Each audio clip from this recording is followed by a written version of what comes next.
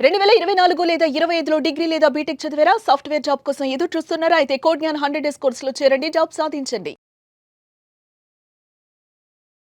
నమస్కారం అలగరి రవీంద్రనాథ్ గారు. నమస్తే అండి సిరి గారు. భర్త నుంచి వచ్చే మెయింటెనెన్స్ భార్య విషయంలో అనేక రకాల తీర్పునైతే రీసెంట్‌గా కోర్ట్ అయితే ఇవ్వడం జరిగింది. అందులో భాగంగానే చాలా ఎక్కువగా రీసెంట్‌గా జరిగిన విషయం ఏదైతే ఉందో, అంటే భర్త నుంచి వచ్చే భరణం ఏదైతే మెయింటెనెన్స్ ఉందో, భార్య చదువుకున్నప్పటికీ ఒక జాబ్ చేయకుండా ఇంట్లో కూర్చుంటే వస్తుందా రాదా అన్న దాని గురించి ఒక ల్యాండ్ మార్క్ జడ్జ్‌మెంట్ అయితే ఇవ్వడం జరిగింది. దానికి సంబంధించిన డీటెయిల్స్ ఏంటి సార్? ఒరిస్సా ఉన్నటువంటి హైకోర్టు జస్టిస్ గౌరీశంకర్ గారి నేతృత్వంలో ఒక ల్యాండ్‌మార్క్ జడ్జిమెంట్ అయితే ఇవ్వడం జరిగింది. ముఖ్యంగా ఈ మెయింటెనెన్స్ సంబంధించి. ఈ కేసు యొక్క వివరాలు ఏంటంటే, భార్య మంచి క్వాలిఫైడ్ పర్సన్, ఏజ్ ఉంది. అదేవిధంగా షీ ఈజ్ వెల్ ఫిట్ ఉందనమాట. అంటే ఆవిడ జాబ్ చేయడానికి మానసికంగా, శారీరకంగా కూడా చదువుకున్నటువంటి ఒక యోగ్యురాలు ఆవిడ. అయితే కేవలం భర్త మెయింటెనెన్స్ విషయం మీద ఆవిడ జాబ్‌కి వెళ్ళకుండా, ఆవిడ ఏమీ కాకుండా కేవలం నాకు మెయింటెనెన్స్ కావాలి, మెయింటెనెన్స్ కోసం అని చెప్పి ఆవిడ ఆల్రెడీ చేస్తున్న జాబ్‌ను కూడా రిజైన్ చేసేసి ఇంట్లో కూర్చుంది. నాకు మెయింటెనెన్స్ ఇస్తే తప్ప నేను ముందుకు వెళ్ళలేను, నా లైఫ్‌ని డీల్ చేయలేనని చెప్పి ఆవిడ అబ్జెక్షన్ పెట్టడం జరిగింది. దీనికి సంబంధించి భర్త ఎవరైతే హస్బెండ్ ఉన్నాడో అతను కోర్టును ఆశ్రయించి, ఆమె ఆల్రెడీ క్వాలిఫైడ్, అన్ని రకాలుగా ఆవిడ ఫిట్‌మెంట్ ఉంది, అయినప్పటికి కూడా ఆవిడ జాబ్ చేయకుండా కేవలం అంటే నన్ను వద్దంటుంది, బట్ నా మెయింటెనెన్స్ కావాలని చెప్పి నన్ను అనేక రకాలుగా ఇబ్బంది పెడుతుందని చెప్పి అతను హైకోర్టును ఆశ్రయించడం జరిగింది. సో ఫ్యామిలీ కోర్టు ఇచ్చిన తీర్పుని ఆయన ఛాలెంజ్ చేస్తూ హైకోర్టుకి వెళ్ళిన తర్వాత హైకోర్టు దీని మీద ఒక ల్యాండ్‌మార్క్ జడ్జిమెంట్ అయితే ఇవ్వడం జరిగింది. ఆ జడ్జిమెంట్ ఏంటంటే, ఒకవేళ మహిళ అంటే భార్య అటువంటి సందర్భంలో అంటే పూర్తిగా క్వాలిఫైడ్ ఎడ్యుకేషన్ అయ్యి మానసికంగా, శారీరకంగా పూర్తిగా ఉన్నప్పుడు జాబ్ చేయాలి తప్ప మెయింటెనెన్స్ మీద ఆధారపడి ఉండకూడదు అని చెప్పి ఒక ల్యాండ్‌మార్క్ జడ్జిమెంట్ అయితే ఇవ్వడం జరిగింది. ఇది ఇటీవల కాలంలో అదేవిధంగా ఇది మహిళల సైడ్ అంటే మహిళలు అన్ని రకాలుగా ఇటీవల కాలంలో ఉద్యోగాలు చేసుకుంటున్నారు, జాబ్ చేసుకుంటున్నారు, బిజినెస్లు చేస్తున్నారు, అన్ని రకాలుగా ఫైనాన్షియల్గా బాగున్నారు. కానీ కేవలం ఈ ఒక్క కారణాన్ని సాకుగా చూపుతూ తాత్కాలికంగా మెయింటెనెన్స్ని జాబ్ని ఆపేసుకుంటూ మెయింటెనెన్స్ మీద డిపెండ్ అవ్వడం, హస్బెండ్ మీద డిపెండ్ అవ్వడం తరచుగా చూస్తున్నాం. దానికి పులి స్టాప్ పెడుతూ ఒరిస్సా హైకోర్టు ఇచ్చినటువంటి ఈ ఏదైతే జడ్జిమెంట్ ఉందో, ఇది కొంతవరకు కొంత వెసులుబాటు ఉండే అవకాశం కూడా ఉంటుంది. ఇలానే కాకుండా ఇది కేవలం మహిళల సైడే కాకుండా హస్బెండ్ సైడ్ కూడా ఉంది. పంజాబ్ హర్యానా హైకోర్టులో దీనికి సంబంధించిన కేసు కూడా ఉంది. అతను ఏం చేశాడంటే, ఎక్కడ భార్యకి మెయింటెనెన్స్ ఇవ్వాల్సి వస్తుందో అని చెప్పి తను పూర్తిగా ఉద్యోగాన్ని దాన్ని పూర్తిగా మానేసి తన ఇంట్లో కూర్చోవడం జరిగింది. నాకు ఎటువంటి ఆధారం లేదు కాబట్టి నేను నా భార్యకి మెయింటెనెన్స్ ఇవ్వలేని పరిస్థితి వస్తుంది, నేను మెయింటెనెన్స్ ఇవ్వలేను అని చెప్పి ఆ సందర్భంలో అతను కోర్టుకు పెట్టుకున్నప్పుడు ఆ విషయంలో కూడా కోర్టు ఒక ల్యాండ్‌మార్క్ జడ్జిమెంట్ ఇచ్చారు. అదేం చెప్పారంటే, నువ్వు ఏమైనా చెయ్యు, అంటే ఇంకా పచ్చిగా చెప్పాలంటే అడుక్కు తినేనా, నువ్వు ఏదైనా చెయ్యు, నీ భార్య పిల్లల్ని పోషించాల్సినటువంటి ఆ నైతిక హక్కు నీకుంది, అందుకే పెళ్లి చేసుకున్నావు కాబట్టి భార్యని పిల్లల్ని ఏదో రకంగా అంటే ఎంత మొత్తం అంది ఇర్రెస్పెక్టివ్ నీ యొక్క ఇన్కమ్ ఆదాయాన్ని బట్టి ఉంటుంది, కానీ కనీసం భార్య పిల్లల్ని పోషించుకోవాల్సిన బాధ్యత తన భర్త మీద ఉంది కాబట్టి నువ్వు ఏమైనా చెయ్యు. దీన్ని ఇంకా చెప్పాలంటే దొంగతనం చేసైనా సరే భార్యని పోషించుకోమని చెప్పారు. కానీ జడ్జిమెంట్ అలా చెప్పలేదు దొంగతనం అని.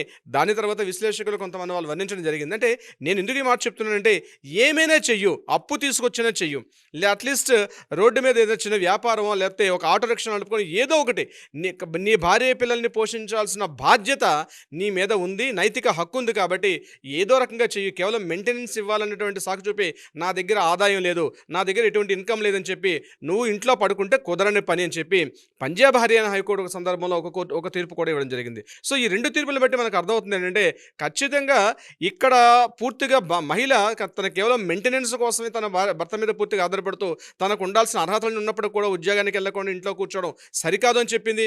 అదేవిధంగా భర్త కూడా తనకి ఏదో రకంగా అంటే తన భార్య పిల్లల్ని పోషించుకోవాల్సిన నైతిక హక్కు ఉంది కాబట్టి తను ఏం చేసైనా మెయింటెనెన్స్ ఇవ్వాల్సిన పరిస్థితి ఉంది. ఎటువంటి సందర్భాల్లో ఆ భార్య సరైనటువంటి యోగ్యత లేని పక్షంలో, ఆ భార్య ఉద్యోగం చేసుకునే స్థాయిలో లేనప్పుడు తప్పనిసరిగా భార్య పిల్లల్ని పోషించుకోవాల్సిన అవసరం ఉందని చెప్పి పంజాబ్ హర్యానా హైకోర్టు కూడా తీర్పడం జరిగింది.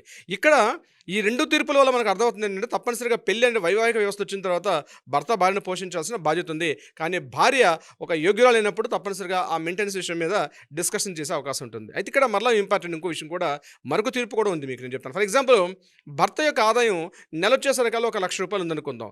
ఇక్కడ తన భార్య పిల్లల విషయంలో మాత్రం తను చాలా ఇబ్బందులు ఇబ్బందులు పడుతూ అద్దెలలో ఉంటూ, అంటే అద్దెలని క్వశ్చన్ కాదు నేను చెప్తున్నాను, చాలా అత్యంత సాధారణ జీవితాన్ని గడుపుతూ అత్యంత లేఖిగా నా దగ్గర ₹1,00,000 జీతం ఉంది కాబట్టి నా ఖర్చులను చూపించేసి నేను కేవలం ఒక ₹5,000 ఇస్తాను, ఒక ₹4,000 ఇస్తాను, ఒక ₹3,000 ఇస్తాను, నాకు ఇన్ని ఖర్చులున్నాయి, ఇన్ని ఈఎంఐస్ కట్టాలి, నాకు అంత బర్డెన్ ఉంది కాబట్టి అని చెప్పి ఆ భార్య పిల్లలకి సరైనటువంటి కనీస ఆహారం లేకపోతే దుస్తులు, వసతి లాంటి సౌకర్యాలు కల్పించకుండా ఏదో నామమాత్రంగా ఉన్నటువంటి ఖర్చులు ఇస్తే మాత్రం కుదరని పని.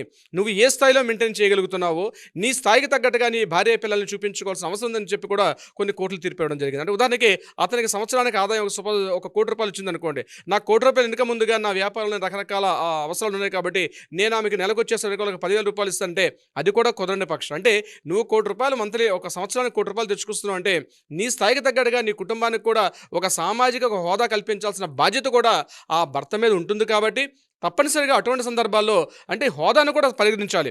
అంటే నువ్వు సంపాదించుకుంటున్నాను కాబట్టి నాకు ఖర్చున్నాయి కాబట్టి నా భార్య పిల్లలకి దుస్తులకు కానీ, వసతికి కానీ, భోజనానికి కానీ లేకుండా ఏదో నామినల్ ఛార్జెస్ ఇస్తాను అని చెప్తే అట్లాంటి సందర్భాల్లో కుదరదని చెప్పి కూడా కొన్ని సందర్భాల్లో కోర్టులో తీర్పులు ఇవ్వడం కూడా జరుగుతుంది. అంటే ఇక్కడ మెయింటెనెన్స్ అన్నది కొన్ని విషయాల్లో గుదిబండగా మారుతుంది కొన్ని భర్తల విషయంలో.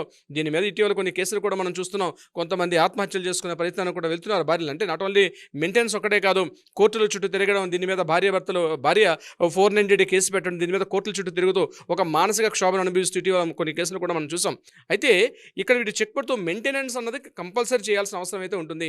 మనోభర్త అంటారు, భరణం అంటారు, ఏదైనప్పటికీ కూడా భార్యకి భర్త చెల్లించాల్సినటువంటి మెయింటెనెన్స్ ఏదైతే ఉందో అది తప్పనిసరిగా ఒక సామాజిక న్యాయ సూత్రాలకి ఆధారపడి ఉంది కాబట్టి భార్యను పోషించుకొని, పిల్లల్ని పోషించుకొని, పిల్లల్ని చదివించుకోవాల్సిన బాధ్యత ఆ భర్త మీద ఉంటుంది అని మనకి సామాజిక వేత్తలు కూడా చెప్పడం జరుగుతుంది. దీనికి సంబంధించి అనేక రకాలైన జడ్జిమెంట్స్ కూడా ఇటీవల కాలంలో ఒక్కొక్క కోర్టు నుంచి కూడా వస్తున్నాయి. దీనికి నేను ఇప్పుడు చెప్పినట్టుగా పంజాబ్ హర్యానా హైకోర్టు, మన ఒడిషా కోర్టు, అదేవిధంగా ఆంధ్రప్రదేశ్ హైకోర్టులో కూడా కొన్ని తీర్పులు కూడా రావడం జరిగింది. సిరి గారు సార్, మరి ఎవరికైనా కూడా ఇంకా ఇలాంటి మెయింటెనెన్స్ విషయంలో డౌట్స్ ఉన్నప్పటికీ వాళ్ళు మీ ద్వారా అంటే లీగల్ పరంగా వెళ్ళాలి అనుకున్నప్పుడు మీ గైడెన్స్ కావాలి అంటే ఏ విధంగా మిమ్మల్ని అప్రోచ్ అయ్యే ఛాన్స్ ఉందంటారు? తప్పనిసరిగా సిరి గారు దీనికి సంబంధించి కింద స్క్రోల్ అవుతున్న నెంబర్ని కాంటాక్ట్ చేయగలిగితే లేదా వాట్సాప్ చేయగలిగితే మన లీగల్ టీం వాళ్ళకి అప్రోచ్ అవుతారు, సలహా సంప్రదింపులు ఇచ్చే ప్రయత్నం చేస్తారు. అదే కాకుండా ఏదైనా న్యాయపరంగా పరిష్కారం కావాలంటే కూడా ఆ దిశగా కూడా ప్రయత్నం చేస్తారు మన లీగల్ టీం మొత్తం కూడా. శ్రీ గారు thank you sir, thank you so much. Thank you so much అండి. సుమన్ టీవీలో మీ పర్సనల్ అండ్ బిజినెస్ ప్రమోషన్స్ కోసం కింది నెంబర్కి కాంటాక్ట్ చేయండి.